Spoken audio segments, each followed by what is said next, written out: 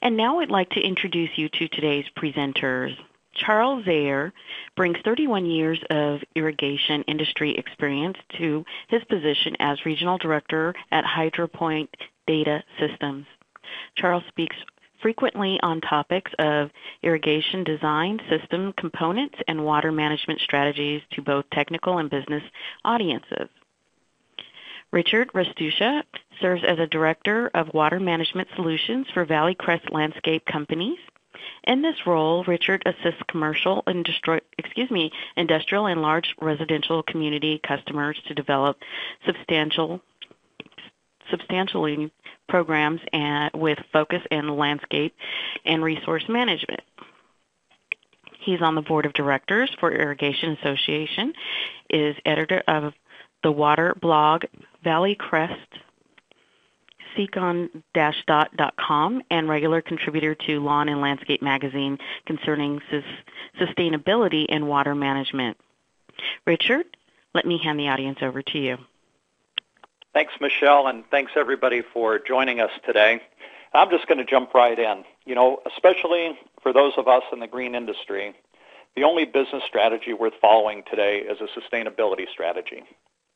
Sustainability has a lot of definitions too, and I realize that, but one I like to use is to meet the needs of the current generation without compromising the needs of future generations. But you know, when I say that, the question I always get is, how can I apply this in the business environment? So to answer the question in a business context, I think we really need to ask ourselves, how can sustainability serve the core challenges of our business? I think the answer really has four components. It needs to protect the environment. It needs to care about cultures. It has to have social responsibility, and it has to have economic sustainability. So taking those and breaking them down for landscaping, the social aspects include first impressions of the business based on the landscape. You know, what's happening on the outside of your building reflects to people that visit on what's happening inside the building. It also reflects on how occupants feel about the building and how they might spend time outside the building for breaks or lunch. The economic is considering the cost of maintaining the landscape while balancing many other costs like capital improvements and other scheduled maintenance costs. And then finally, the environmental focuses on proper selection of plants and trees to minimize the amounts of water, fertilizer, and labor required to maintain the landscape. All four need to work together to form a sustainability initiative. A company who uses these four initiatives to drive their business strategy is on their way to becoming sustainable. But you have to keep in mind that this really has no endpoint. We're looking at 9 billion people on the planet by 2040, so this is really an endless horse race. We know more people are coming, and we're using more resources daily, so the real question is, how do you use sustainability to run your business more successfully? The companies I'm working with who are doing this the best are implementing a consistent message, and the message is to engage their employees in the process and make the process transparent. Everyone needs to know what sustainability is and how it's going to affect their core business.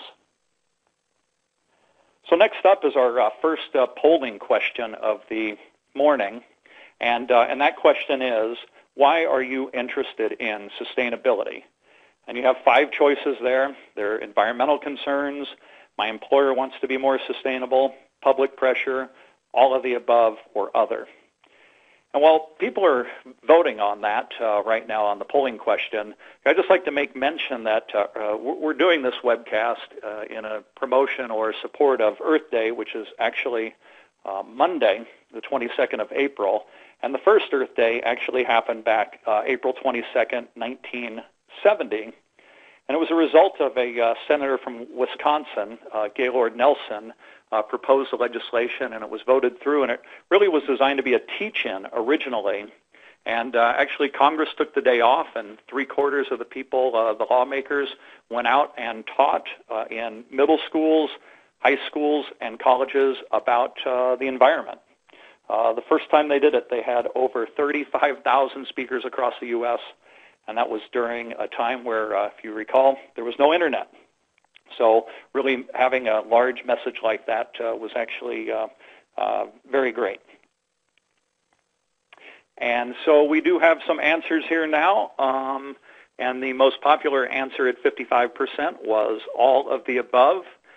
Coming in second was environmental concerns. Third was my employer wants me to be more sustainable. So very interesting polling question. Appreciate everybody contributing to that. So next up, Charles Zaher is going to talk a little bit about what you should be keeping in mind as you start your sustainability program. Charles? Thank you, Richard. Next tip is designing your landscape with local conditions in mind. This might sound like taking dollars out of your pocket up front to start with, but will pay back quickly over time. Start with conducting a landscape water audit. The cost of this is minimal, and you will learn about your system and easy changes you can make to improve efficiencies and decrease water waste. Next, proceed to create a landscape water budget, and more importantly, measure how you're doing against this budget. Inspect what you expect. If one takes the time to set a budget, you need to make sure you're measuring against it, and more importantly, evaluate why you might be over or under. This really creates beneficial discussions about water management. Upgrade to smart controllers. Smart controllers give you the ability to automate schedules based on plant needs and eliminates water waste. Some systems also provide you the ability to view data from your office or by smartphone for more efficient decision-making and reporting. You can also monitor alerts and problems with the system, like valves not coming on or staying on, or breaks in a line. You know, folks, I love turf. It looks great, it feels great, but we all know there are just some areas we should not use turf. Think about those shopping malls where we have all seen the teeny islands with the trees and turf and usually a shopping cart or two. These are really tough to mow and tough to water. I like to call them and think of them as stupid strips. Take the turf out, save the water, lower the maintenance, and save on repaving the parking lot due to irrigation overflow. As I travel around, I see many shrub beds with both spray heads and planting several feet apart. These are great candidates for drip irrigation. There are convenient kits on the market to convert these spray heads to drip, and the water savings will be considerable with little out-of-pocket expense. And all of these ideas can be funded by local water agency dollars. There are a wealth of rebate programs and resources designed for commercial properties, schools or corporate campuses, and multifamily customers. Additionally, there may be some specific rebate programs for non-profit organizations. And now Richard will share the next tip on sharing your dollars. Thanks, Charles. Very, very interesting points you made there, so thank you. As I look around, one thing that I talk to people about sustainability, and one thing I hear over and over again is that people think of sustainability sometimes as a cost-cutting project, and I really do think it's best to get away from the state of mind as soon as possible. Cost-cutting tends to be very restrictive in our creative process, and so instead I really like to convey the idea completely that this is a new process, and we're going to start over with a cost-counting process. And when we look at a cost-counting process and we start to look at the ways we need to invest our dollars in the most wise ways. Now, I know this really does sound a little like I'm splitting hairs here on definitions, but there's definitely a difference. Cost-counting is a process where you start over completely, looking at how you do work, what processes you use, what materials and products you use to get work done, and start to look at ways to invest your dollars more wisely. You really have to start asking yourselves, what is essential to get the work done, and what is essential to maintain it, and what is essential to really succeed. It helps to create a positive culture by empowering your people to create a budget instead of just asking them to cut costs. By re-examining all parts of the budget and process, this causes managers to look more closely at their budgets and helps them to make good long-term decisions instead of managing to a near-term goal. I found if you view this as a cost counting method, you build from the ground up, and you're much more likely to invest in long-term solutions and build a vision. And I know that's what you wanted to talk about next, Charles, is building that vision. Absolutely. Planning ahead is a critical component of success. As much as I would like to say that I can predict the future, prediction is not really possible. But one thing I can tell you for sure is people rise to the possibility of promise. Helping your team see a vision of a sustainable future at your organization and encouraging them to participate and help guiding the process will ensure a higher profitability of success. I truly believe that there's a global citizens movement happening today. It might sound sort of utopic. However, it is happening right now with this webcast, and you are part of it. There's a new wave of action and engagement, and we need to capture some of this for our organizations so we can move forward in a more profitable and positive manner. We need to continue to demonstrate that development and sustainability can and do coexist. Awareness of drought conditions across the country is now a reality, as it is being experienced in areas and geographies that have abundant water supplies in theory. Just take a look at the U.S. Drought Monitor website that's updated biweekly. People and organizations are monitoring water use, putting more efficient solutions in place, and recognizing the important role water holds for both operations and sustainability success. Now, managing inputs and outputs is next what Richard is going to share with us. Yeah, thanks, Charles. And, it is so interesting to see what is happening as far as the sustainability movement. And I really do look at our webcast today along with our, hashtag landscape chat happening at the same time is really a great example of how this is all moving forward. And, many times I think about, talking about water management or sustainability in theory, and sometimes it seems a little bit like a promise and not actuality. So whenever I do that, I always like to come back to the basics of sustainability.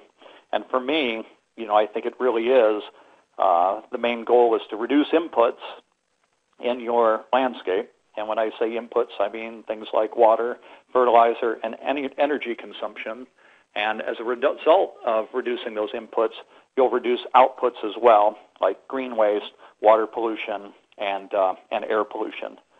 So once again, the key to all this, I think, is really focusing on basics to start with, and keeping these goals in mind will help you establish priorities on your property, as well as establish a direction for improving sustainability, while most importantly, saving some money. So I know, Charles, you're going to talk next a little bit about being water aware. Yeah, when I think about water management is more than just hanging a smart controller on a wall or more than just installing nozzles. Water management encompasses a lot of different segments. This is true because proper water management helps reduce operating costs, it improves net operating income, and it conserves natural resources, both energy and water, and promotes plant health. It also enhances the public image. More and more companies are realizing this every day. Commercial and retail properties, school campuses, residential communities across the country are realizing the impact sustainable landscapes create across an organization. Whether it's a single site or larger property on the East Coast, in the Midwest, or in on the west side of the country, whether it's Cops properties in Colorado and Virginia, Walmart stores across the country, Old Dominion University out on the East Coast, the City of Houston, City of Hope here in Southern California, they're all just few of our clients who have saved time, water, and money with smarter irrigation practices. Examples like these reinforce what we're doing by focusing on water management. It's really all in the numbers, and that's what Richard will share with you next. Yeah, thanks, Charles. It's interesting as we become good water managers, we have to figure out how to put down water more efficiently or ways to reduce the amount of water our landscape needs. And sometimes we do that by swapping out plants or, in this case of this slide, converting your turf. And I know, Charles, you mentioned the stupid strips earlier, which I do appreciate, but at the same time, converting turf is a very volatile subject, and there's a lot of people that aren't for it.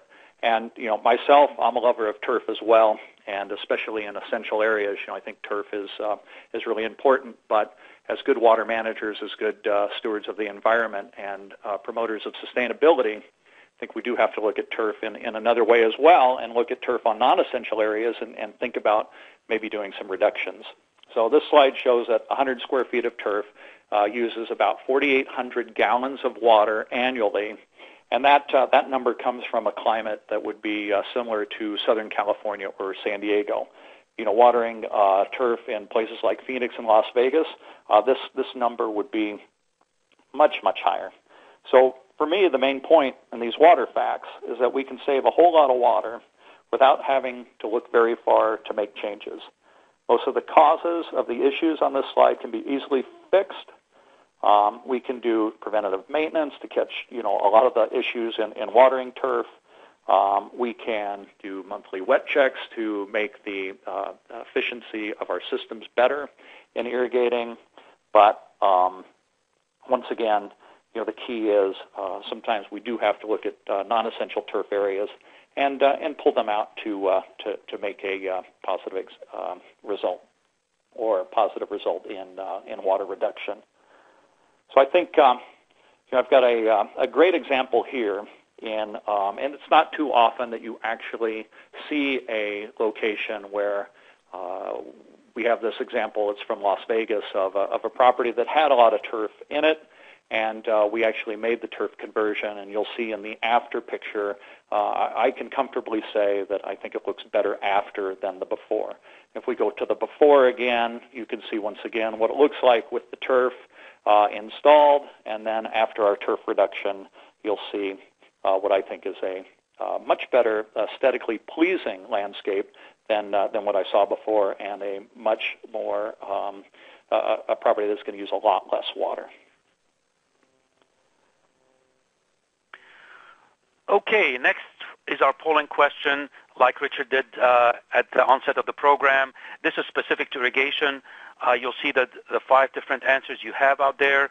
Please select one of them. As I travel around the country, I often ask the water managers that I'm working with what they see as the biggest change or impact after moving from a conventional controller and timer to a true smart technology-based system. Is it all about the money? Immediate water bill savings? Is it the scheduling and adjustments to local weather conditions? We all see those sprinklers coming on in the rain and are so sensitive to it. Is it the modern platforms that can now run irrigation by an iPhone or a tablet on site or 1,000 miles away, like in Las Vegas or anywhere else you might be at? Increased visibility to flow and consumption and the ability to react to it? Or are you still new to the sophisticated irrigation tools that are now available? And let's see if the answers are coming in, if we've got our results yet. And I am seeing the results flashing up.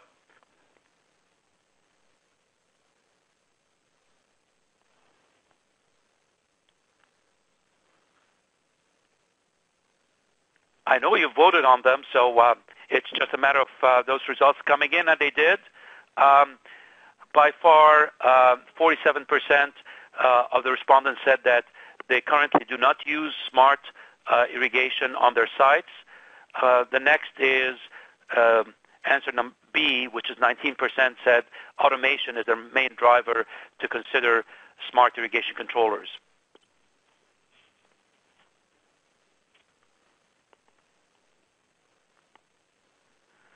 Okay, let's talk about these smart systems and your landscape.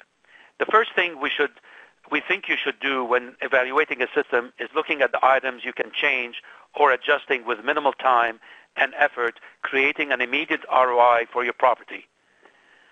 This is really going for the lowest hanging fruit. First, inspect the irrigation system and see how it performs. You'll discover lots just by taking the time to evaluate the system, and the cost for this is just your time. Cap non-essential sprinklers. This really sounds basic, but I'm always surprised at how many times I see duplication of emission devices in the same area. Significant water-saving gains can be made by capping non-essential sprinklers. Next is grouping of similar plants with same or close water requirements. This also sounds basic, and on renovation projects, it's possible in some areas with minimal effort. And finally, reducing the plant density will make significant gains.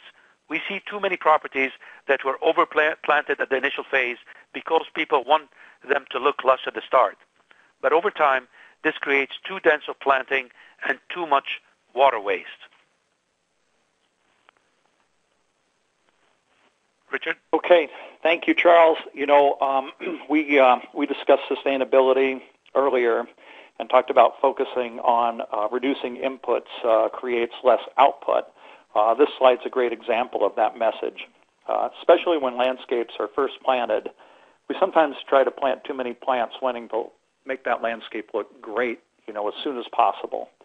Reducing the density of the landscape, especially with mature landscapes, really does help reduce input in terms of the landscape trimmings and clippings, and it uses less water as well. You know, we've got a property that that we work with in Atlanta called Galleria Office Park, and you know, one of the ways that we looked at reducing inputs and reducing water use there was on a fountain that they had, and fountains are as volatile discussion items as turf is, that's for sure. But the Galleria is a beautiful office park, many acres, several different buildings, lots of turf, lots of green space around the buildings, you know, a great example of what we talked about earlier, a place where people want to be around and spend time at. So they had this beautiful fountain that was set up, but we really found that it was it's a pretty big water waster. And so you see a small picture here of the fountain before, and you can see exactly what we did with it after. And, you know, I haven't found one person yet that ever looked at this picture and said, you know, I liked it better before than after. And I said the picture, but it's also true about the fountain itself. The conversion into this planter really did make a difference in the water use, and aesthetically, I think it improved the property as well.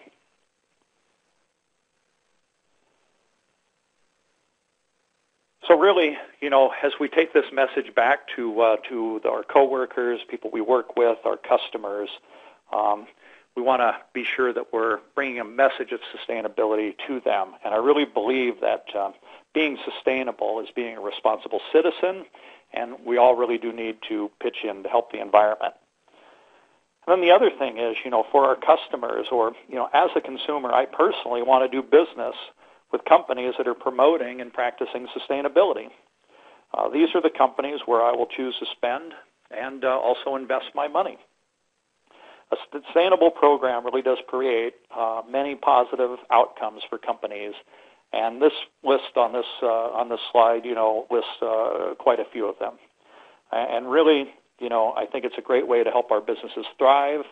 It creates loyalty within the employees because they feel like they can stand behind a company that's getting behind sustainability, and as well as your customers, and will make an increase to your bottom line. It really is an opportunity to change, you know, what's happening in the world around us. Richard, I'm thinking about the Irvine Company office properties as a great example of what you just mentioned.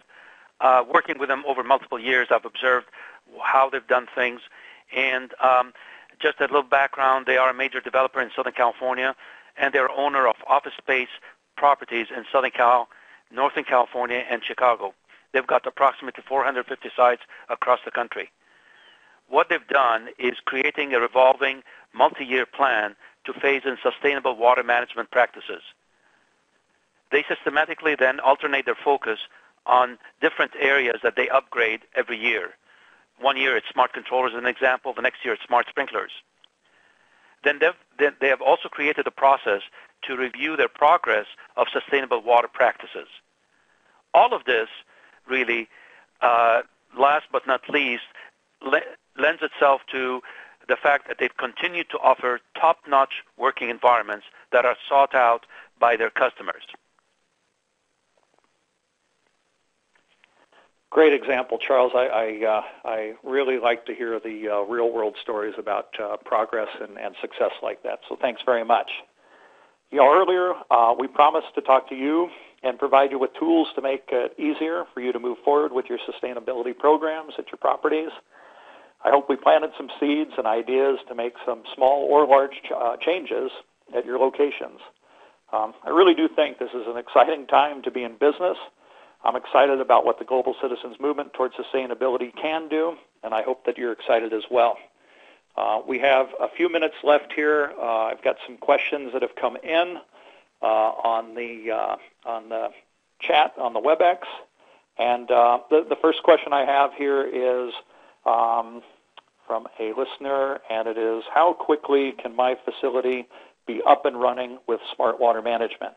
And that's an interesting question from a couple different standpoints, because I think that, number one, every situation is going to be different, and smart water management, some of the easiest things that you want to change can be done in a day, in a matter of hours. And then as you start to look at things like smart controllers, you want to be sure you do a water analysis up front, that we do visual inspections of your system, and then make proper recommendations after.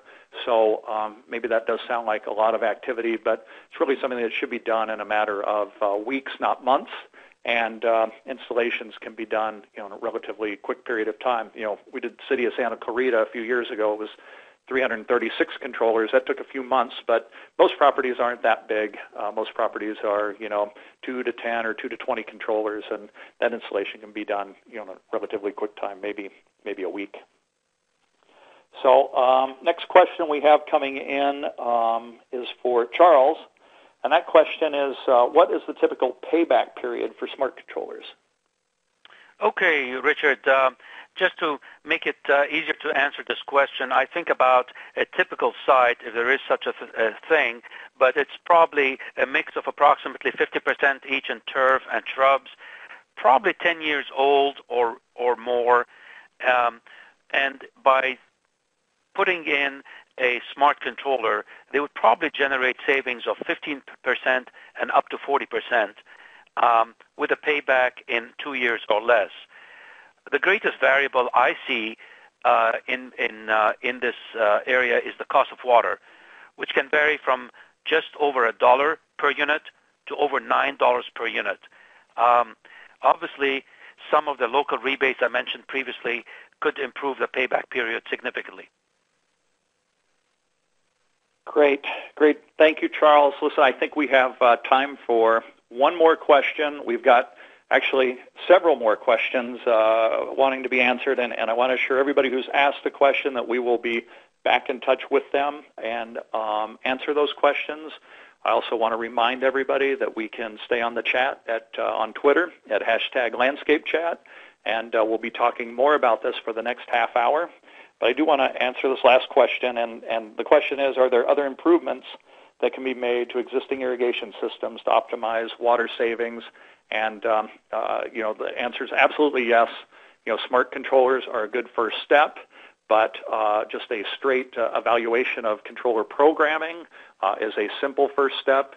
I always point out too that many 80-90% of the controllers I run onto don't have any rain sensors, and it is really hard to get people passionate about saving water until the irrigation's on and it's raining. So look at things like rain sensors. There's nozzle conversions from sprays to rotating nozzles that make a big difference, and especially in some of your older systems, converting sprays to drip irrigation in your shrub and annual beds also make a big difference. So I want to remind everybody that we're on for Landscape Chat for the next half hour. You can visit our websites for more information. You can look at ValleyCrestTakesOn.com, the water blog that we're currently working on and writing for. And we'll be on Landscape Chat, as I mentioned before, till 12. HydroPoint.com is another great location on the web to find more information. I want to thank everybody again for joining us today. Thanks very much. Michelle? Thank you, Richard. So thank you for attending, ladies and gentlemen. This does conclude today's presentation. We hope that you enjoy the rest of your day, and happy Earth Day. Thank you.